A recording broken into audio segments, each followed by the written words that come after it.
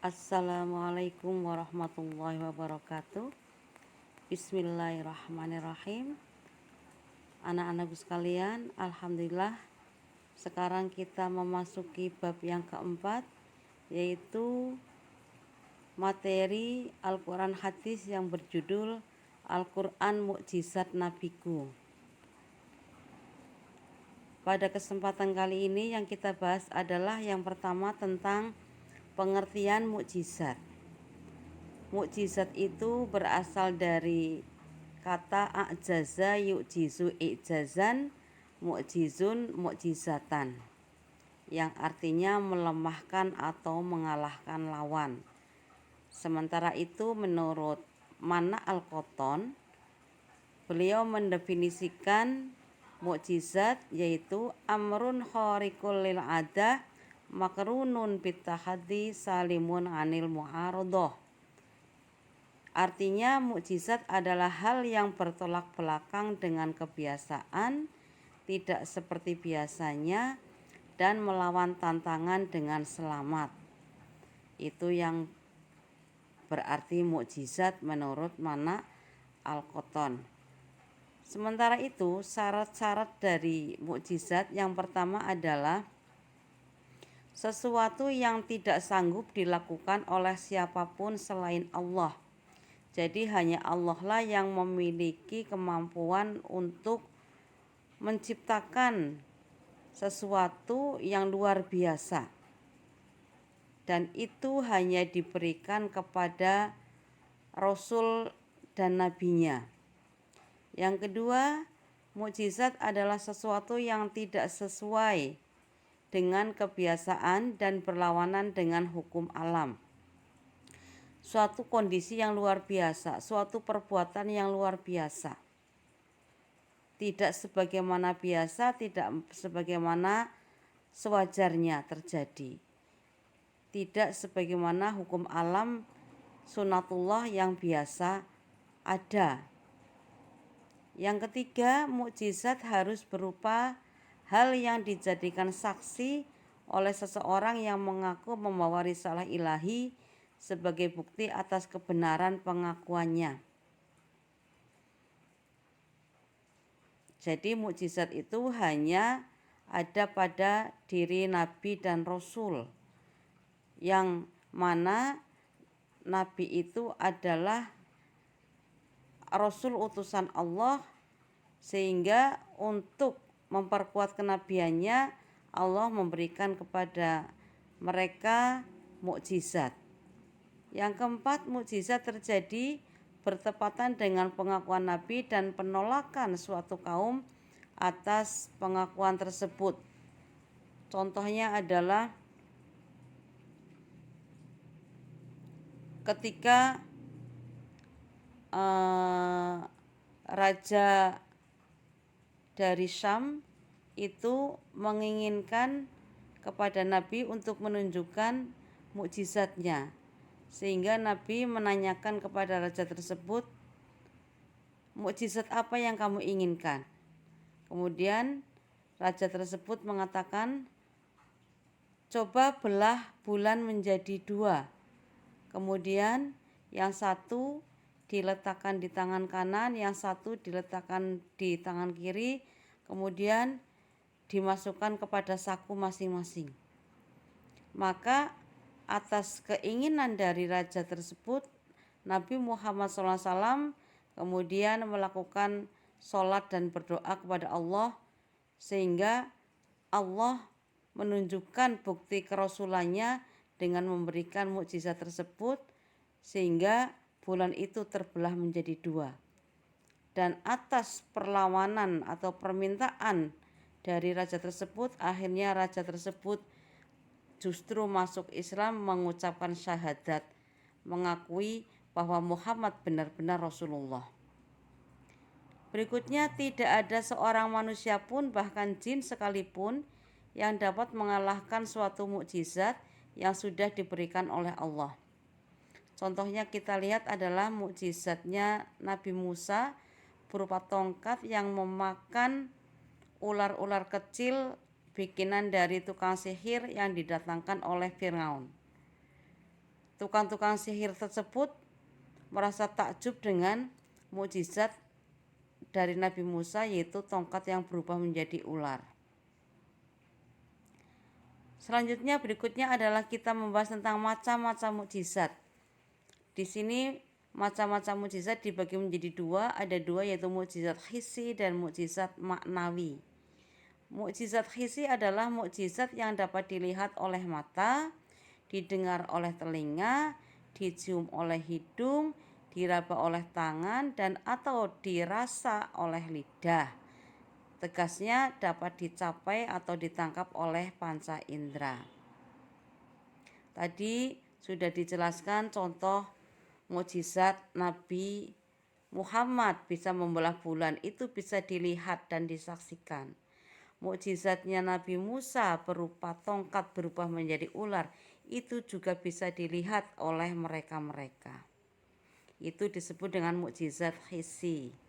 Mukjizatnya Nabi Daud, suaranya yang merdu ketika bertasbih, bisa didengarkan oleh alam semesta. Bisa membuat baju dari besi, itu juga bisa diraba, baju besinya bisa dipegang, itu juga mukjizat hissi. Yang kedua adalah mukjizat maknawi atau tidak kasat mata, yaitu mukjizat yang tidak mungkin dapat dicapai dengan kekuatan panca indera, tetapi harus dicapai dengan kekuatan akal atau dengan kecerdasan pikiran intelektual atau mata batin. Karena orang tidak akan mungkin mengenal mukjizat maknawi ini melainkan orang yang berpikir sehat. Dan mukjizat maknawi tersebut adalah berlaku sepanjang masa untuk umat manusia dari zaman Rasulullah sampai dengan akhir zaman. Apa mukjizat tersebut? Mukjizat tersebut adalah Al-Qur'anul Karim. Berikutnya kita bahas tentang pengertian i'jazul Qur'an. Apa itu i'jazul Qur'an? I'jazul Qur'an adalah teguhnya kehebatan Al-Qur'an di hadapan kelemahan manusia dan jin yang tidak akan mampu membuat karya sehebat Al-Qur'an. Jadi Al-Qur'an itu hebat.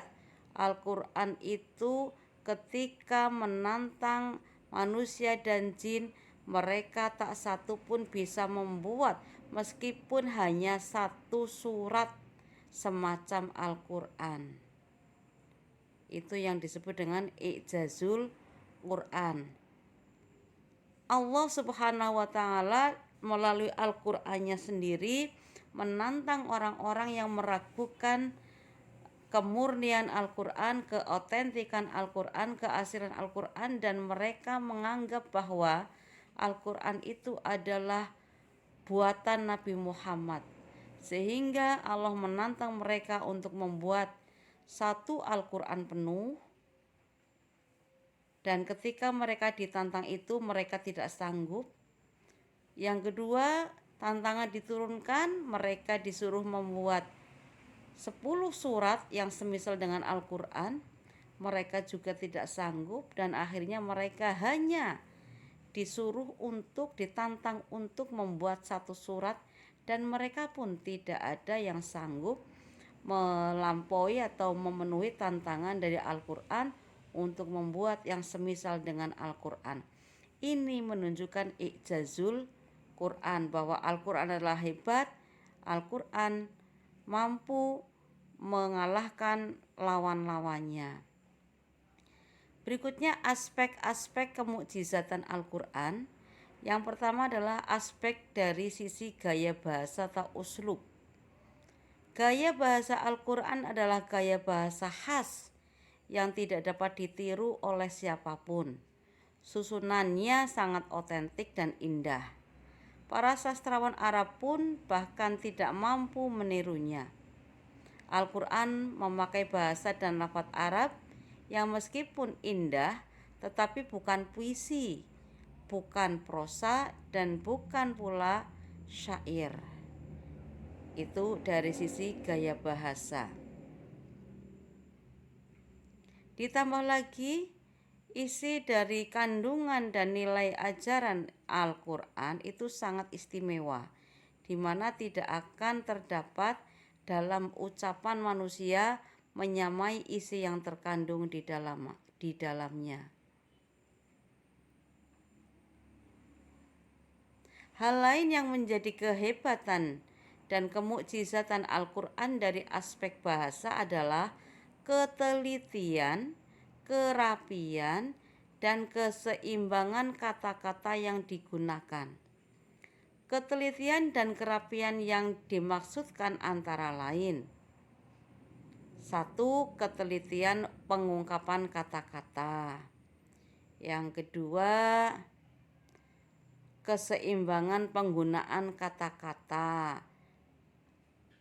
Yang dimaksud di sini contohnya adalah ada kata al-hayat berjumlah 145 kali sama dengan kata al-maut yang juga berjumlah 145 kali.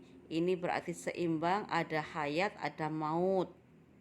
Ada ad-dunya, ada al-akhirah, sama-sama 115 kata kali.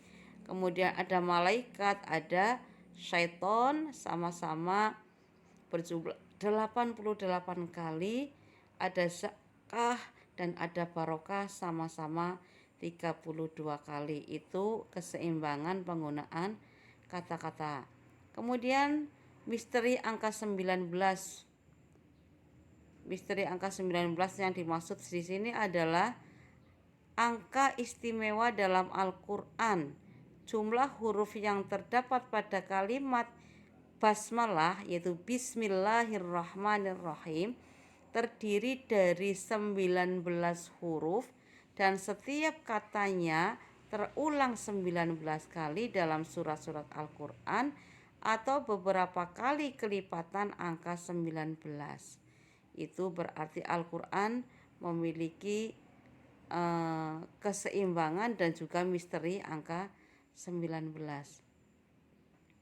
Yang kedua, kemukjizatan Al-Quran dilihat dari isi kandungannya. Dilihat dari isi kandungannya, kemukjizatan Al-Quran itu: 1. Al-Quran mengungkapkan berita-berita yang bersifat ghaib, baik tentang berita masa lalu maupun berita tentang peristiwa yang akan terjadi baik di dunia maupun di akhirat. Berita masa lalu bisa kalian lihat cerita-cerita atau kisah-kisah para nabi. Ada Nabi Adam, Nuh, Ibrahim, dan seterusnya yang ada di dalam Al-Quran. Juga cerita tentang Fir'aun, Qorun, umatnya Nabi Lot, dan sebagainya. Itu berita tentang masa lalu yang bersifat ghaib. Yang berikutnya, berita tentang peristiwa yang terjadi di dunia, yang akan terjadi baik di dunia maupun di akhirat. Contohnya di sini adalah peristiwa tentang kemenangan bangsa Romawi atas bangsa Persia. Peristiwa itu belum terjadi, tetapi Al-Quran sudah mengabarkannya, memberikan beritanya. Itu berarti berita masa yang akan datang sudah ada di dalam Al-Quran. Betapa hebatnya Al-Quran bisa mengungkapkan sesuatu yang belum terjadi. Itu di dunia. Yang di akhirat, ya misalnya ada alam kubur, ada surga dan neraka. Itu semuanya diberitakan di dalam Al-Quran, yang itu sifatnya adalah sesuatu yang belum terjadi. Kemudian berikutnya adalah dilihat dari isi kandungannya. Al-Quran itu adalah i'jazul ilmi, kemukjizatan ilmu pengetahuan. Al-Quran mengungkapkan isyarat-isyarat tentang ilmu pengetahuan, dan itu sebagian besarnya menjadi pokok-pokok dari isi Al-Quran. Misalnya dalam Quran surat Fussilat ayat 53, Bismillahirrahmanirrahim, sanurihim ayatina fil afaqi wa fi anfusihim hatta yatabayyana lahum annahul haq. Awalam yakfi birabbika annahu ala kulli syai'in syahid.